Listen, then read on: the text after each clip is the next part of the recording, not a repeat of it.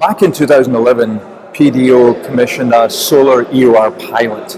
And the idea was to demonstrate this technology could withstand the climate in Oman and also integrate with oil field operations. So we completed construction on December 12, 2012. We produced our first steam. We then went into a trial period where we operated for a couple of years actually. During that trial period, we produced more steam than we had contracted for. We had a very high availability, above 98%, and we had 0 lost time injuries. So it was a very successful pilot. And I think that gave PDO the confidence to go to the next stage and order this much larger system that you've been hearing about today.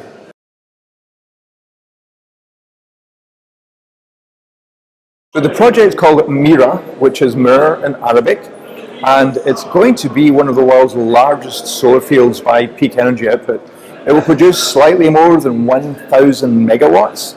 That's more than a gigawatt of thermal energy at noon on a sunny day, so that's a pretty amazing number all by itself. Physically, it will cover 3 square kilometers of site area, with about 1.8 square kilometers actually being under glass.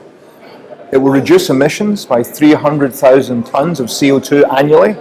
Now that's equivalent to the reductions from every electric car in the United States. So if you consider the difference in scale between Oman and the US, that's a truly amazing statistic.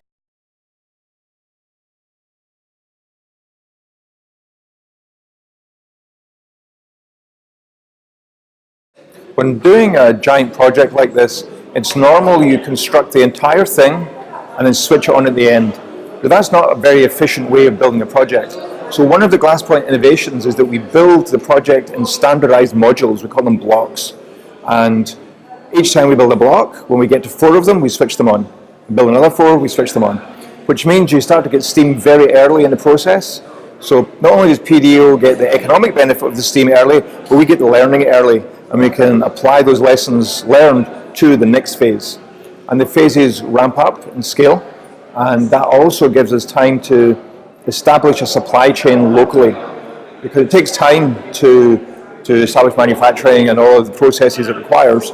So in the beginning, we're importing more, and as time goes on, we import less and less as the local supply chain becomes more and more capable.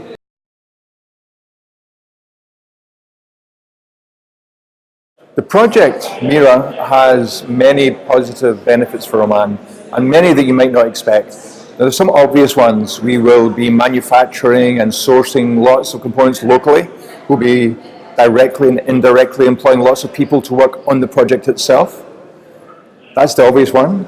The next one is the project will lead to incremental oil production for PDO, which obviously has a benefit. However, a bit less obvious is that the gas that wasn't burned because solar was used can now be used for something else. That something else could be export, it could be power generation, it could be given to industry to create yet more jobs. So that combination of direct project benefits, incremental oil production, extra gas, which can be used for industrial development, are all part of the Miraah vision. And the final one is when you're doing something like this in a region, something as large and innovative as this, it's got some knock-on effects in terms of entrepreneurship.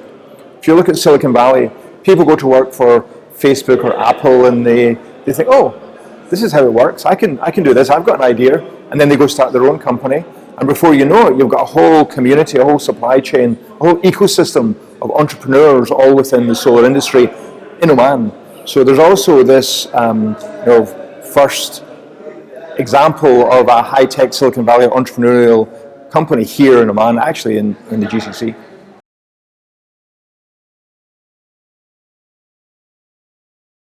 To do solar EOR, you need 3 things. You need heavy oil, obviously. You need sunshine, and you need either a scarce or expensive fuel. Now, those conditions exist throughout the Gulf region. So Oman, Kuwait, Bahrain. Saudi Arabia and UAE are not producing heavy oil today, but that's not a question of will they produce heavy oil, it's when. So this region is a great one for us. California also has great sunshine and heavy oil in production. Today they're very inexpensive gas. But this month that's going to change because the California government's passed a law effectively taxing carbon emissions. So the gas is cheap, the cost of burning gas is going to be very high, and so there'll be a great opportunity there. Some places we can't go, like Canada. Canada's heavy oil, but there's no sunshine. It's dark for half the year, so we won't be doing solar EOR in Canada. Western China is another possibility, Africa, Madagascar, so northern Venezuela, all have heavy oil, sunshine, and a problem with fuel. So the breadth of opportunities is very wide. For the moment, we're focused here in the region, however, Oman being number one, and the countries nearby will be supporting from Muscat.